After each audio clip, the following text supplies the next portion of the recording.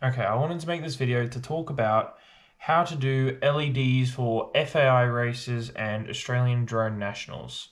So one of the hardest thing I found when trying to do this at FAI races, you have to be on a certain channel for certain colors, and being able to do this is amazing, but it seems like no one wants to talk about this. So I found it really hard, but I was able to get some help from Michael Zafirov, and he helped me out a lot, and I thought I'd like to share that information with everybody else because I think it'd be a lot easier. At the moment, let's talk about Australian Drone Nationals 2024. This year we'll be flying under lights, and this will mean we need LEDs on our drones. So the minimum requirements basically specify that you need 2 groups of 3 LEDs. I've done this drone here with the HLRC LEDs. They come standard with 4 LEDs, and then on the back one I've cut off, so there's only 3. So I've got the first group of 4 and then the last group of 3, both on opposite sides, here and here. And the ruling with Nationals is that you need them on 2 different surfaces. So that means you could put it on the top of the arm. So that means you could put it on the top of the arm here. You could put it underneath. As long as you don't just have a single strip of 6 LEDs, that will not pass inspection. You need to have 2 separate groups. You can go for a very minimal setup, just like I've done here, or you can go for a full blinged out build like this one right here. So you can go for a full blinged out kit with LEDs in the pod, everything top and bottom like this. And this is also all RGB, able to change. And now I'll show you the drone for Australian Drone Nationals. So if we boot this up, you can see that we've got the LEDs on this side and on the rear, and that will pass inspection for Australian Drone Nationals. Both of these will pass inspection, but this is the minimum, and there is no maximum. So go hell for leather, go as many as you want. You can also do single color. For Australian Nationals, you don't need to have it on a dial. You don't need to be able to change the colors. This is just an extra fancy step that you don't need for Nationals. Some of the guys that will be going to FAI races or the World Cup in October in China will need this, and I'll talk about this later in the video. And how to do it, how to wire it up, everything like that. But for Australian Drone Nationals, the specifications I'll put up on the screen right here. The actual wording: any craft flying at night must be equipped with sufficient LEDs to meet the following requirements. You got to have a minimum strip of 2 of them. That can be block LEDs or anything, whatever it is. It has to be 3 LEDs per strip, in totaling 6 LEDs. This is the absolute minimum requirement. As I was saying, this is the minimum, and this is a full-on LEDs everywhere. You don't need this, but you're more than welcome to. The event organizers want to see more LEDs, the better. One of the big things with Australian Nationals is that the LEDs need to be a solid, continuous color. So when you're flying, your drone must be staying one color. So if you're flying, or there's the modes of blinking, rainbow, Larsen scanner, all of this stuff in Betaflight in the tabs, which I'll show here, you can't do that. You need to, you can't be flying and it can't be doing this. You can change it, but you need to have it set on one color. This goes for all the cob LEDs, everything. Most of them are set to one specific color. Now I just wanted to talk about the placement of the LEDs. So there are LEDs inside the pod here, which you are allowed to do. It is blown out on the camera, but you're allowed to put, say you wanted to put LEDs, you can put 3 LEDs in your pod, and then you can put 1 on the arm. That will specify as 2 different locations.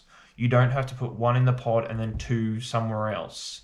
You can put one either side of the FC, and that'll be 2 different locations as long as you've got the 3 on both sides. You can put one on the front arm, one on the back arm. There's a bunch of different configurations, as long as they're in 2 different locations and not just one. I think that is all that needs to be done for Australian Drone Nationals 2024. Okay, let's talk about the FAI LEDs. So for this race, the specification of how many LEDs changes from race to race to race. So I'm not going to specify that. I'm going to assume you can figure that out from all the manuals and everything like that. So depending on what you need, you can figure that out. But we're going to talk about how do we get the LEDs set up so we can have them pre-programmed onto a switch to get all the legitimate colors that we need to race. All right, let's go over to the computer. I'll take the drone with me, and I'll take the drone with me so you can see exactly what I'm doing. Okay, so let's talk about the FAI LED selection.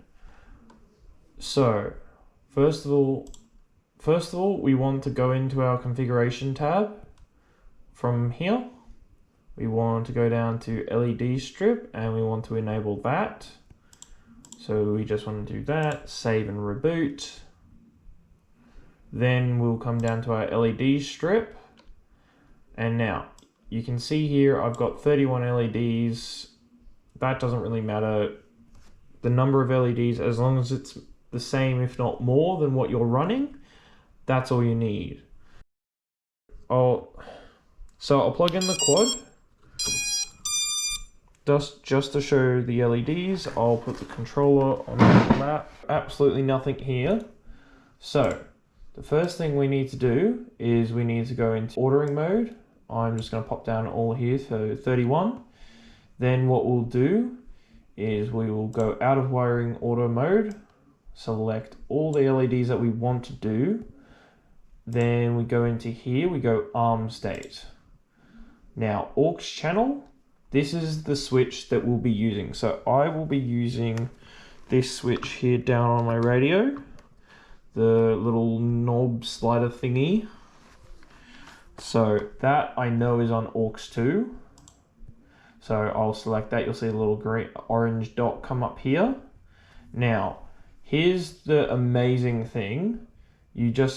All you need to do to get all the colors you need is select number 10, which is the blue one. And that will give us all this. So if you've done LEDs before, this is probably not the same way you've done it. Normally, you would do it through color, and then you'd see the little color show up here.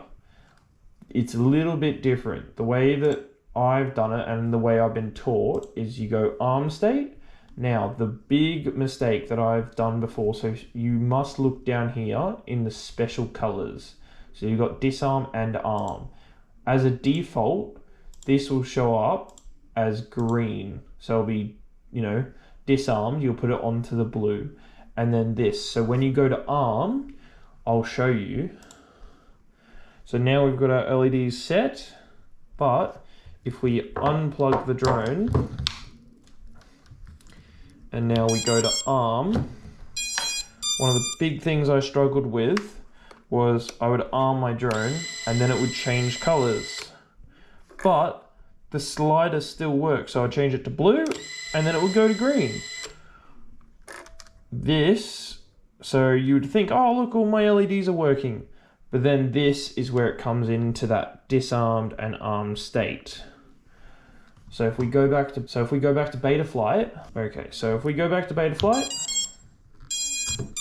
now what we need to do is we need to select all of our LEDs down the left-hand column, and now we need to go down to our arm state. You need to click on it, make sure it's highlighted, and just keep hitting it till both of these are the same blue as the 10. Now, once we hit save, unplug it from Betaflight and reset the LiPo. Now, if we change it to, say,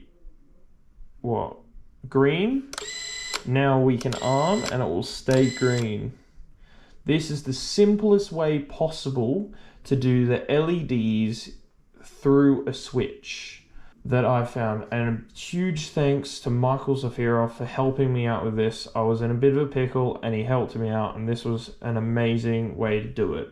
Thank you. And that's how you do the LEDs. I'll make sure I put the diff all for all of this inside the description and everything.